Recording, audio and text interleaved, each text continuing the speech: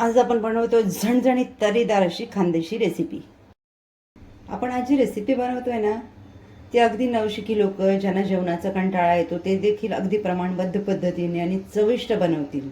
अगदी मोजक्या साहित्यात कमी वेळात तयार होणारी आपली आजची रेसिपी आहे। आपण आपल्या रेसिपीला सुरुवात करूयात। त्यासाठी लागणारं साहित्य गिलके, मसाला, धणे पावडर, लाल मिरची पावडर, मीठ, हळद, जिरं आणि लसूण। 10 ते 15 लसणाच्या पाकळ्या घेतल्या आहेत। त्यामध्ये 1 चमचा लाल मिरची पावडर घालून घेते। आता हे मी दोघं चेचून घेते, तुम्ही मिक्सरला देखील लावून घेऊ शकता। पॅन छान गरम करून घेतला आहे, त्यामध्ये फोडणीसाठी तेल घालून घेतलेलं आहे। ही भाजी आपण बिना पाण्याची बनवणार आहे ना, म्हणून थोडं रोजच्या भाजीपेक्षा तेलाचं प्रमाण 1 चमचा जरा जास्त वापरा। यामध्ये फोडणीला घालतोय अर्धा चमचा जिरं। जिरं आपलं छान तडतडायला लागलं की आपण गॅसची फ्लेम कमी करणार आहोत। त्यामध्ये आपण या पद्धतीने लसणाची केलेली चटणी घालणार आहोत। गॅसची फ्लेम कमी करण्याचं कारण हे की आपली लसणाची चटणी करपणार नाही। मंद गॅसवर आपल्याला ही तळून घ्यायची आहे। लसण चटणी आपली 2 मिनिटं परतून झालेली आहे। मी गॅसची फ्लेम कमीच ठेवलेली आहे। यामध्ये घालते अर्धा चमचा धणे पावडर, पाव चमचा गरम मसाला, हळद। हे आपण परतून घेऊयात आणि यामध्ये मी घालते 300 ग्रॅम गिलके।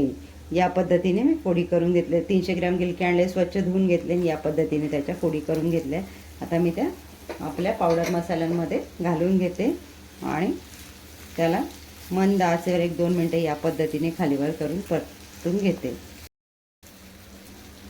आपण गिलकं खाण्याचा बहुतेक सगळे कंटाळा करतो, सगळ्यांनाच आवडतं असं नाही, पण गिलकं बहुगुणी आहे। गिलक्यामध्ये व्हिटॅमिन बी आणि सी मोठ्या प्रमाणात असतं, त्यामुळे आपली रोगप्रतिकारक शक्ती वाढते। गिलक्यामध्ये पोटॅशियम आणि मॅग्नेशियमसारखी खनिजे असतात, आपलं उच्च रक्तदाब नियंत्रणात ठेवण्यास मदत होते। गिलक्यामध्ये फायबरचं प्रमाण भरपूर असतं, त्यामुळे आपली भूक मंदावते। गिलके पचायला हलके असतात। गिलके आपल्या शरीरातील विषारी घटक बाहेर काढण्यास मदत करतात। आपण पावडर, मसाले आणि गिलके छान मिक्स करून घेतलेले आहेत। गॅसची फ्लेम आपण कमी केलेली आहे। यावर आपण झाकण ठेवून गिलके शिजेपर्यंत शिजवून घेऊयात। तर भाजी घालून माझे 10 मिनिटं झालेले, मध्ये 1-2 वेळा मी भाजी मिक्स करून घेतली जेणेकरून ती खाली लागायला नको। भाजीला आपला छान तेलाचा तवंग आलेला आहे। पुन्हा एकदा मी हिला छान मिक्स करून बघते। गिलक्याचे अलगद चमच्याने 2 तुकडे होत आहेत। गिलके छान शिजलेले आहेत। आता या स्टेजला आपण घालतोय मीठ।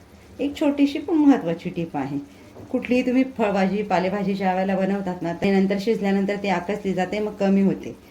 त्यामुळे या भाज्या शिजल्यानंतर यामध्ये अगदी शेवटी मीठ घाला, म्हणजे भाज्या खारट होणार नाहीत।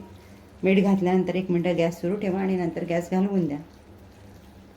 आता त्याचबरोबर आणखी एक काम करून घ्या, आसनाच किचनला लाईक, शेअर, सबस्क्राईब करायचं, कारण असे छान छान चमचमीत अगदी झटपट मोजक्या साहित्यात होणाऱ्या रेसिपी जर तुम्हाला बघायच्या असेल, त्यासाठी तुम्हाला नोटिफिकेशन मिळायला हवेत की नको, म्हणून आपल्या चॅनलला सबस्क्राईब करून ठेवा। आता आपण यामध्ये घालतोय कोथिंबीर आणि मग गॅस घालून 2 मिनिटं झाकण ठेवून पुन्हा आपण थोडी भाजी वाफवून देणार, म्हणजे कोथिंबीरीचा फ्लेवर त्यात छान उतरेल।